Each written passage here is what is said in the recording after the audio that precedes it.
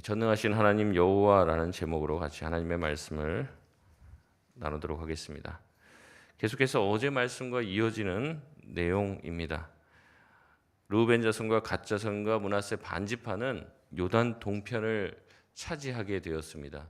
그래서 서편 쪽의 전쟁이 다 끝난 후에 다시 동편으로 건너가다가 요단 강가에 큰 제단을 쌓은 것이 문제가 되었죠. 성소는 하나만 있어야 되는데, 제단은 하나만 있어야 되고 거기서 예배를 드렸어야 되는데 그러지 않고 요단 강가에 또 다른 제단을 쌓았기 때문에 이것이 이제 오해의 불씨가 된 것이죠. 그래서 처음에는 이 9지파 반이 함께 군대를 동원하여서 이 2지파 반을 공격해서 멸절시키려고 했습니다. 그러다가 이성을 되찾고 우리가 사절단을 보내서 왜 저 단을 쌓았는지를 한번 자초지종을 먼저는 물어보고 전쟁을 해도 늦지 않겠다라는 생각을 하고 각 지파별로 대표 천부장씩을 뽑아서 제사장 비느와스와 함께 총 11명의 사절단이 2지파 반을 찾아가서 그들에게 왜 이러한 일이 있는가, 그들이 왜 이 단을 쌓았는지 추궁하며 물어봅니다. 그러면서 이제 어제 말씀까지가 이제 그런 내용이죠. 너희가 이렇게 단을 쌓는 것을 하나님이 기뻐하시지 않는다. 혹시라도 너희가 다른 마음에서 이렇게 쌓는다면 그것이 하나님에게 진노를 일으키게 되어서 너희만 망하는 것이 아니라 우리도 망하게 된다. 그러니 이 잔을 쌓지 말고 여기서 예배하거나 분향할 생각하지 말아라라는 얘기를 이제 어제까지 한 거예요. 이제 그 얘기를 다 들었습니다. 이제는 오늘 본문으로 들어가 르우벤 지파와 갓 지파 또 므낫세 반 지파의 사람들이 그들의 사절단의 질문에 대해서 대답해야 하는 것이죠. 이 대답은 굉장히 신중한 대답이 돼야 합니다. 왜냐하면 이미 오해를 받고 있기 때문에 말 한마디 잘못하면은 그 오해가 더 커질 수도 있기 때문에 그렇습니다. 그냥 평범한 상황이라면 편하게 얘기할 수 있어요. 그러나 지금은 말 한마디만 잘못하면은 이제는 전쟁으로까지 번질 수 있는 상황입니다. 22절 말씀 우리 같이 한번 읽도록 하겠습니다. 22절입니다. 시작. 전능하신 자 하나님 여호와, 전능하신 자 하나님 여호와께서 아시나니 이스라엘도 장차하리라. 이 일이 만일 여호와를 거역함이거나 범죄함이거든 주께서는 오늘 우리를 구원하지 마시옵소서. 아멘. 그 이야기를 듣고 아마 르우벤 지파, 갓 지파, 또 므낫세 반 지파 사람들은 깜짝 놀랐을 것입니다. 왜냐하면 자신들은 그런 의도로 이제 다른 곳에다가 성소를 짓거나 거기서 분향하려고 지금 단을 쌓은 게 아닙니다. 근데 이미 엄청난 오해를 하고 찾아온 사람들에게 말 한마디 잘못하면 큰 전쟁이 날 수 있게 된 것이죠. 그러니 어떻게 하게 합니까? 처음 꺼낸 말이 뭐예요? 전능하신 자 하나님 여호와. 이 말씀을 2번 합니다. 전능하신 자 하나님 여호와. 그분께서 아십니다. 우리가 어떻게 보면 오해를 받을 수 있는 상황에 처할 수 있습니다. 그래도 누구는 알고 계십니까? 하나님은 알고 계신다는 거죠. 이것을 먼저 천명을 합니다. 너희들이 뭐라고 생각할 너희들이 그렇게 오해할 수 있다는 것을 우리도 지금 들어보니까 알겠다. 이제 그 얘기하는 거예요. 그런데 사실 우리가 이 단을 쌓은 것을, 그 단을 쌓은 이유는 누가 제일 잘한다는 거예요? 전능하신 하나님께서, 우리의 패부를 다 알고 계시는 전능하신 하나님, 우리의 대화까지도 다 알고 계시는 하나님께서는 알고 계신다는 거죠.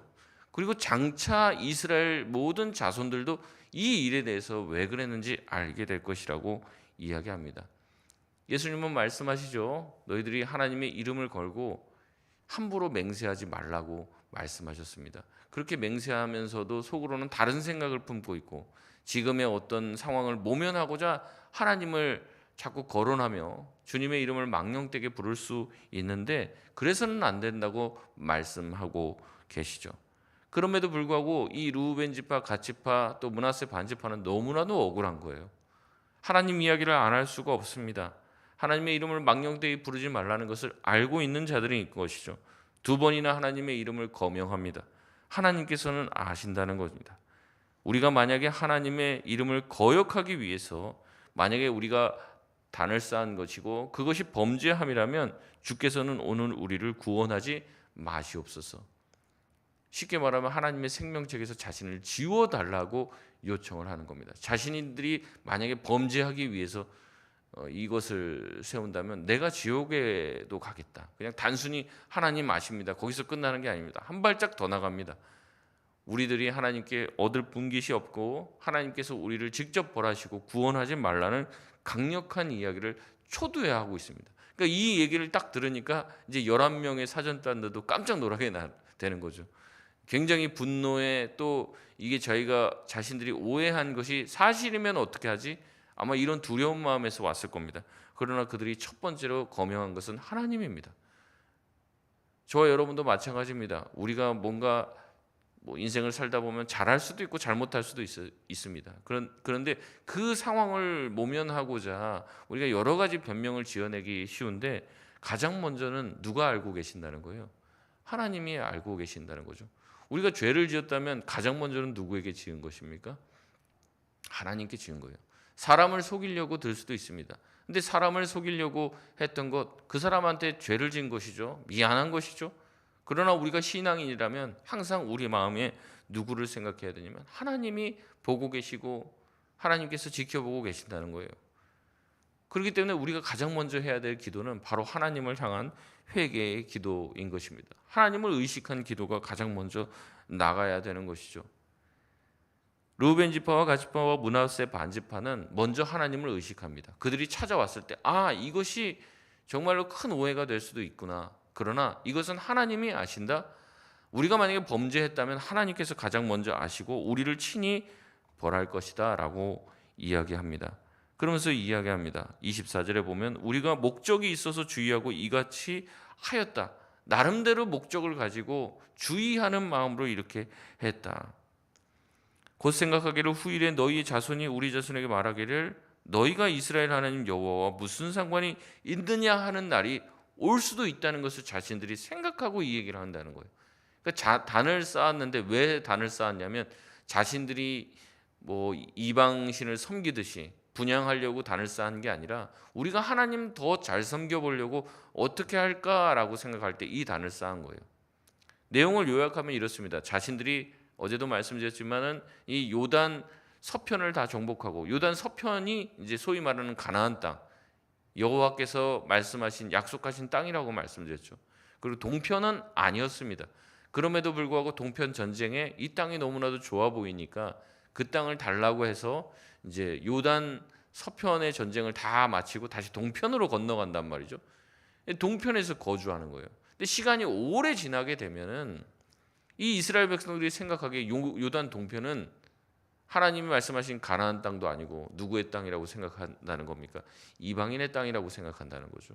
그래서 이 르우벤 지파, 갓 지파, 므낫세 반 지파들이 예배하려면 강을 건너서 다시 성소를 찾아와야 되는데 성소를 찾아가서 예배드리려고 할 때 이스라엘 사람들이 뭐라고 얘기한다는 거예요?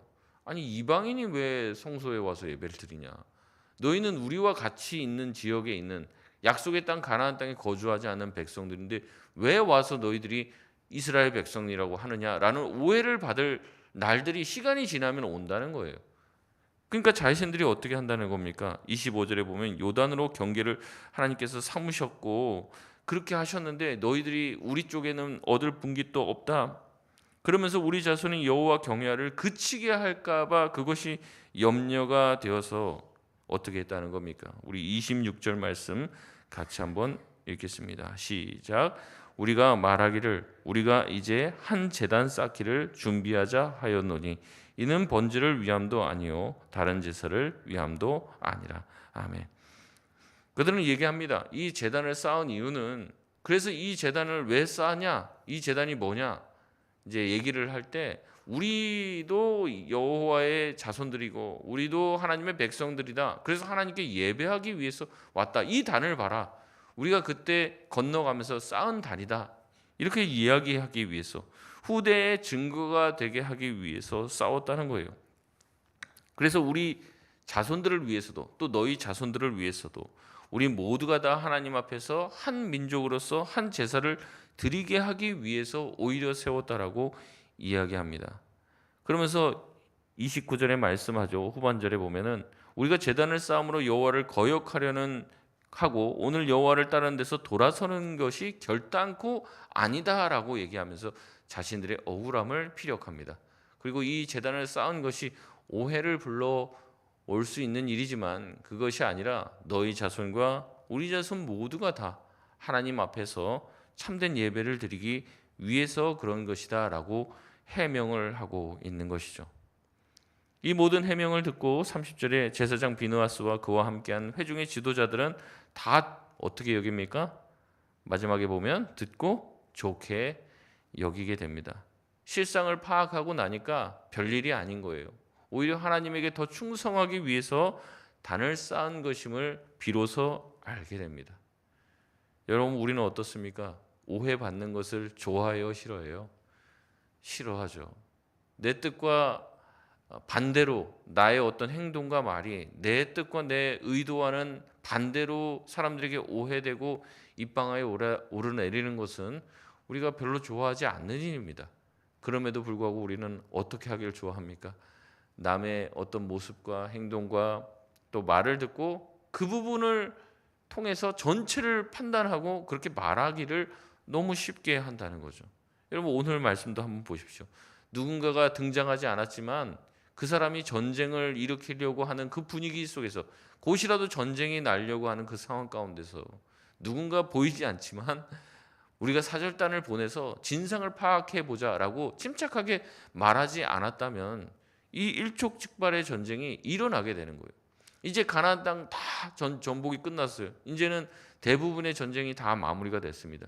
이제 땅을 다 분배받았습니다. 근데 어떻게 해요? 내분이 벌어질 만한 상황입니다. 여러분, 교회도 마찬가지고 우리 가정도 마찬가지입니다.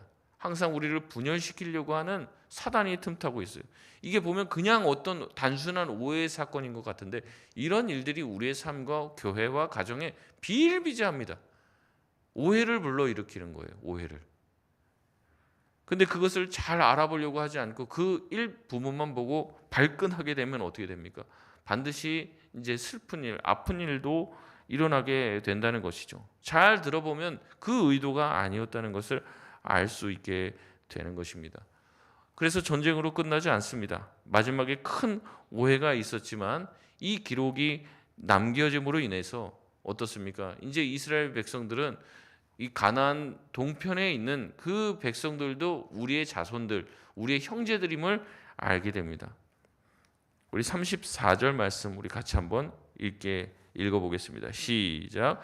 르벤 자손과 갓 자손이 그 제단을 에시라 불렀으니 우리 사이에 이 제단은 여호와께서 하나님이 되시는 증거라 함이었더라. 아멘.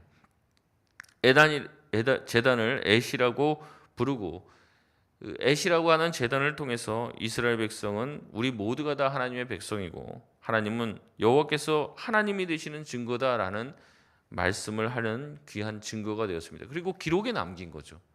누군가는 물어볼 겁니다. 저 제단이 도대체 무슨 제단이냐? 야, 여호수아 22장 한번 읽어봐.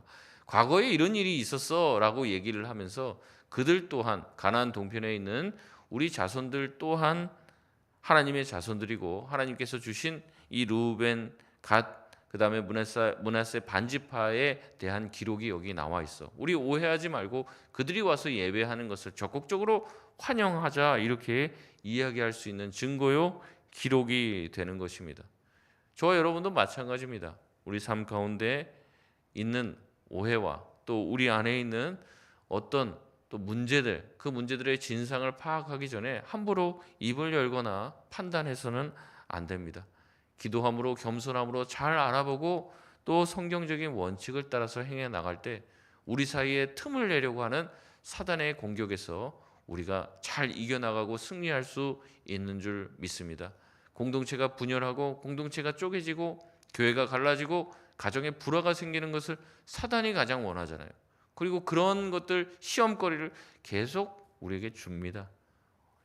이겨나갈 수 있는 길은 무엇입니까? 하나님 앞에 기도하며 겸손함으로 침착성을 잃지 않고 하나님의 지혜를 날마다 구하는 것이 저와 여러분에게 꼭 필요한 줄 믿습니다.